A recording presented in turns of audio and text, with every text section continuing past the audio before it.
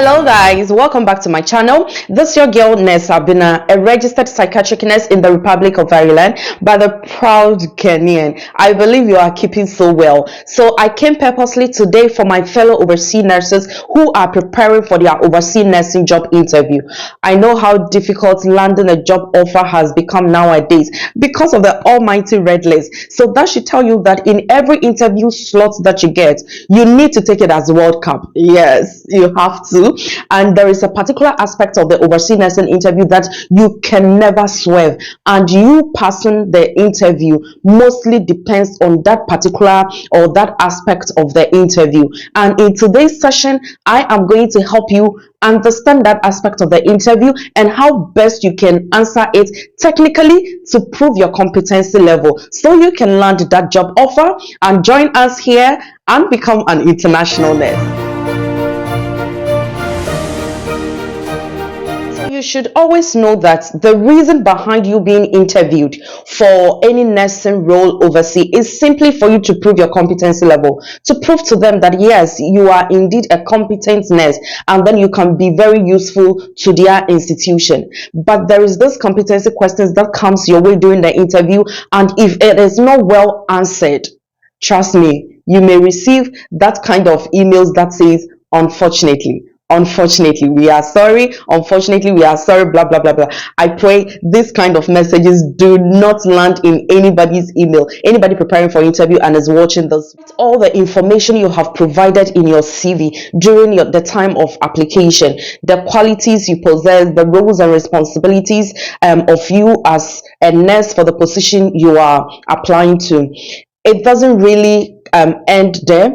Your competency level is actually explored into details during the interview, and that is why this video is very necessary for you to watch. During the interview, you can be asked to give example of situations where you were able to demonstrate some competencies, and there are some particular competencies that they mostly post for overseas nurses in their interviews. So you are expected to give situations where you actually demonstrated high level of competencies in those areas: communication, quality of care, and conflict resolution. How do you answer this question? Where do you even start from, and where do you end? Competency kind of questions, there is a way to answer it. In fact, there is a format, and if you are able to answer the question accurately following the format, it can land you your job offer. So what is this format in answering this competency question in your overseas nursing job interview? So the acronym is STARK, star K. So every letter stands for something that you need to talk about in your answers. So the S represents the situation. So you give a general overview of the situation. What was actually the situation where you found yourself in? It could be that maybe a patient was not complying to his or her medication, and so that's the situation. Then we move on to the T, which is task. What were you tasked to do about the situation? And then we move on to A. A is the actions that you put in place to solve the situation. So what actions did you draft? What actions did you put down to resolve the situation? So that is the A. The R is the results. After implementing the actions, was there any results? What was the outcome? You need to talk about that. And the K is the key learning.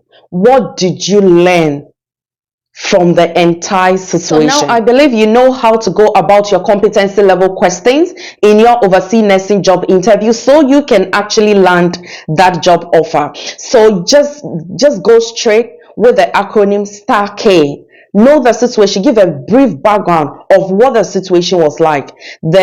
Then talk about the T, which is the task. What objectives did you set, and what were you aiming to achieve about the problem or the situation? The A represents the actions that you implemented, or the actions that you were able to put in place to resolve the problem or the situation. The R, talk about the result or the outcome. After implementing the actions, what was the outcome? Did it resolve the conflict?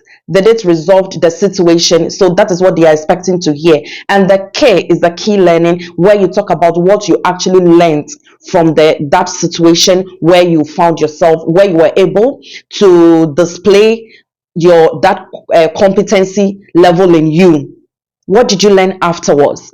These are the points that they expect to hear from the competency level question they pose to you in your overseas nursing job interview. I hope this helps someone. If you find this video very useful, please do give me thumbs up in the comment section and do subscribe. Please, I really need your subscription. Kindly subscribe, like, comment, and share to fellow nurses who are also in their migration process. Thank you so much for doing this. You also want to become an international nurse? Then stick and stay with me on this channel for all the gist and the assistance. Kindly visit my previous videos to know what the process entails in becoming an Irish nurse. Thank you so much for making time to watch today's video. There is more gist in my next video. Don't miss it. Thank you. Bye-bye.